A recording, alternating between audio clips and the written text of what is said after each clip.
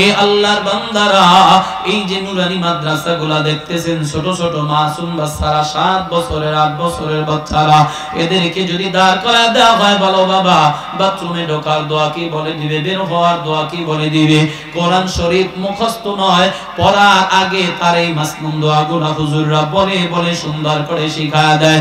তুমিও যদি শিখতে চাও, নিজের সন্তানটারে নুরানি মাদ্রাসায় ভর্তি করায় দাও, তুমি কামিয়াব হয়ে যাইবা, ঠিক কি না? না, এটা ভালো লাগে না। স্কুলে পড়ামু, স্কুলে কি শেখায়? স্কুলে ব্যাংক কেমনে লাগায় দেখেন নাই?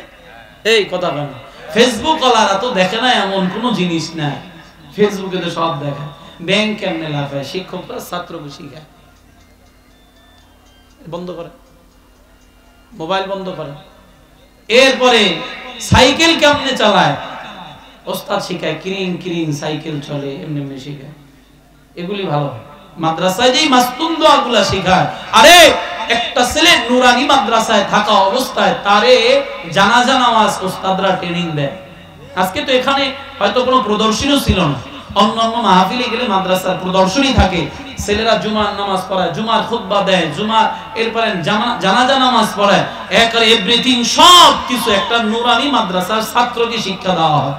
এই ছেলে যদি নুরানির পরে মাদ্রাসায়, কলেজে পড়ে, ইউনিভার্সিটিতে পড়ে, কলেজের যদি প্রভাষক হয়, প্রিন্সিপাল হয়, বাপ মারা গেলে ছেলেই তার বাবার জানাজা দিতে পারবে, ঠিক কিনা বলেন? কিন্তু আমরা কি শিখাইছি? ছোটবেলা থেকে শিখাইছি দাঁড়ায় প্রস্তাব করবে, নামাজের খবর নাই, পাক পবিত্রের খবর নাই, অজাত বানাইছি। বড় হইয়া, বড় শিক্ষিত হইয়া বাপ মাকে শেষ পর্যন্ত বৃদ্ধাশ্রমের অধিবাসী বানাইছি। কথা ঠিক না? মাদ্রাসার দরকার আছে না? এই কথা বলেন, আছে না? নাই? তাহলে প্রথম শিক্ষাটা কোথায় দিবেন বলেন? কোথায় দিবেন? এরপরে আপনি স্কুলে দেন, আমার আপত্তি নেই, আপনার ছেলে অনেক বড় ডাক্তার হোক, আলহামদুলিল্লাহ, নামাজ ছাড়বেন। কথা ঠিক না? অনেক ডাক্তারকে আমি দেখিস, আমি আমার নারায়ণগঞ্জের পপুলার হসপিটালে একজন ডাক্তার বসে, doctor professor doctor Humayun Kabir, ওনাকে আমার ফ্যামিলি, আমি সহ একাধিকবার ওনাকে দেখেছি। খুব নরম তবিয়তের ভদ্র, আজান হইলে কোনো কথা না, সাথে সাথে নামাজে চলে যায়। এর ভিতরে দ্বীনি শিক্ষাটা আছে, যদিও সে একজন বড় লেভেলের ডাক্তার, পপুলারের মধ্যে নাম্বার 1 ডাক্তার না। তাহলে আমরা কি করলাম? আজান দিছে, নামাজের খবর নেই।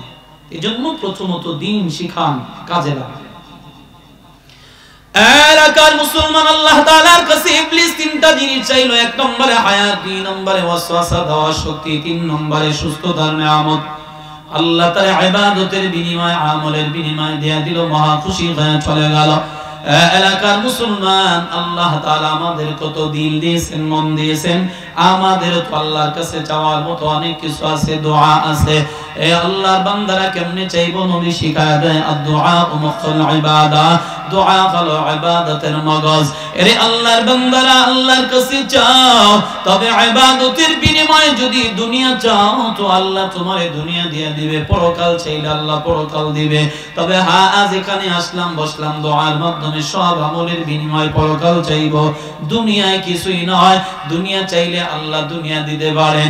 এরে আল্লাহর বান্দারা, চাওয়ার মাধ্যম নবী শিখায়া দেয়, যখন কিছু প্রয়োজন হবে হাত তুলে আল্লাহর কাছে দোয়ার মাধ্যমে চাইবা, আল্লাহ মিটায় দিবে। কারণ হলো দোয়ার মাধ্যমে বান্দার সাথে সম্পর্ক গভীর হয়, দোয়ার মাধ্যমে বান্দার সাথে সম্পর্ক জোড়া লেগে যায়, দোয়ার মাধ্যমে বান্দার চাহিদাগুলো আল্লাহর থেকে মিটায় নেওয়া যায়। এই যুবক, বৃদ্ধ বাবা, এজন্য বিপদে পড়ছেন, আল্লাহর কাছে হাত তুলে চাইবেন, আল্লাহ সহযোগিতা করবে। বিপদে পড়ছেন, আল্লাহর কাছে সাহায্য কামনা করবেন, বিপদ দূর করে দিবে। এর এলাকার মুসলমান, এজন্য আল্লাহ নবী বলেন, ইন্না রাব্বাকুম হাইয়ুন কারীম يستحي من عباده إذا رفع يديه أن يردهما صفرا। আল্লাহ নবী বলে, উম্মত, তোমাদের রব দয়ালু, তোমাদের রব চিরঞ্জীব, 2টা গুণ আল্লাহ তাআলার। এরপরে নবী বলেন, যদি কোনো আল্লাহর বান্দা আল্লাহর কাছে হাত তুলে কোনো কিছু চায় তো আল্লাহ তার বান্দাকে খালি হাতে ফিরাইয়া দিতে লজ্জা বোধ করে। চিল্লায়া বলুন সুবহানাল্লাহ। চাইবেন কার কাছে? আরো জোরে বলেন। এলাকার মুসলমান, ইন্না রাব্বাকুম হাইয়ুন কারীম, আল্লাহ তাআলার স্পেশাল দুইটা গুণ। এক নম্বর আল্লাহ হলেন চিরঞ্জীব, দুই নম্বরে আল্লাহ হলেন দয়ালু। কেমন দয়ালু?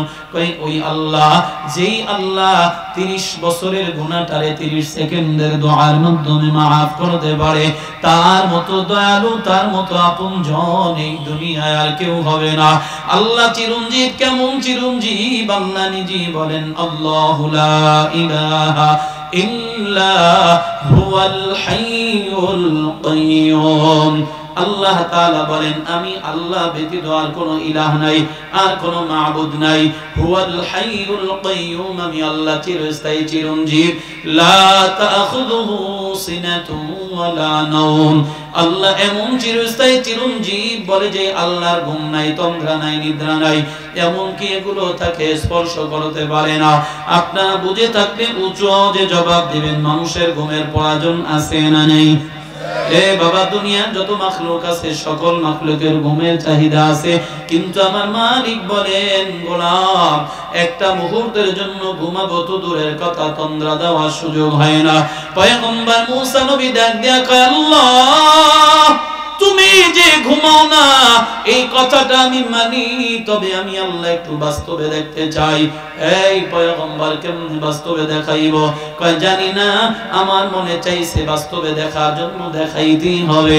আল্লাহ ডাক দেয়া কয় পয়গম্বর যাও বাড়িতে গিয়ে একটা পাত্রের মধ্যে পানি নিবা, গ্লাসের মধ্যে পানি নিবা, রাতভর দাঁড়ায় থাকবা। শর্ত হলো গ্লাস থেকে একটা ফোঁটা পানি যেন জমিনের মধ্যে পড়ে না যায়।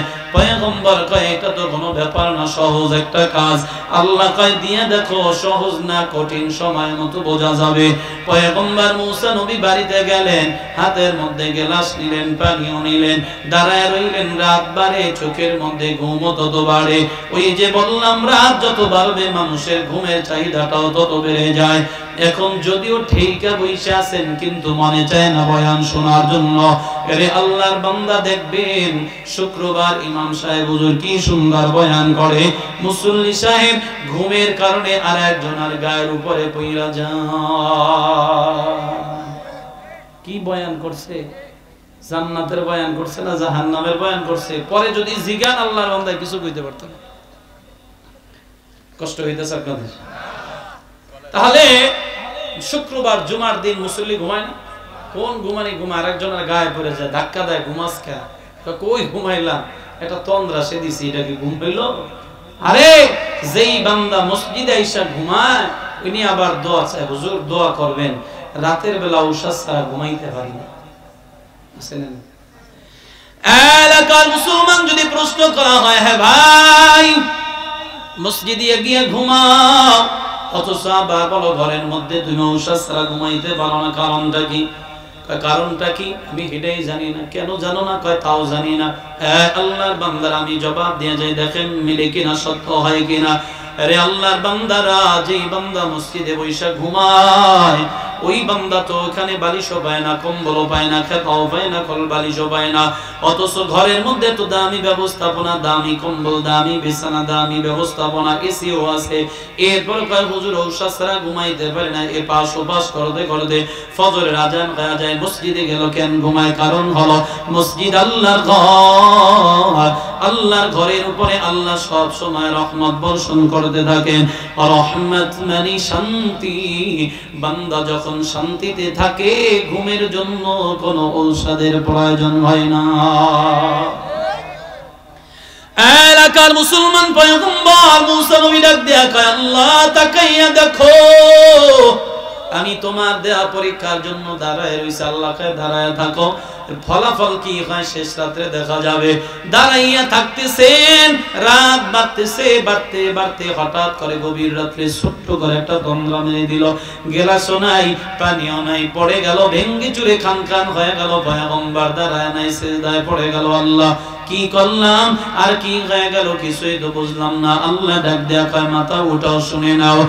পয়গম্বর একটা মাত্র গেলাস আর এক গেলাস পানি একটা রাত্র বাড়া দিয়া রাখতে পারলা না, তাহলে তুমি কেমনে বুঝলে রে পয়গম্বর আমি আল্লাহ তাআলার পরিচালনায় 7 তবক জমিন চলে, 7 তবক আসমান চলে। এখানেই সমাপ্ত নয়, গোটা পৃথিবীর ভিতরে যত মাখলুক আছে আমি আল্লাহর পরিচালনায় চলে। আমি আল্লাহ যদি তোমার মতো ছোট্ট করে একটা তন্দ্রা দিতাম, একটার সাথে আর একটার সংঘর্ষ হইয়া সব কিছু লয় প্রলয় হয়ে যেত, কিছুই থাকতো না। যার কারণে আমি আল্লাহ ঘুমাবো তো দূরের কথা, একটা তন্দ্রা দেওয়ার সুযোগ আমি আল্লাহ পাই না। চিল্লা বলুন আল্লাহু আকবার।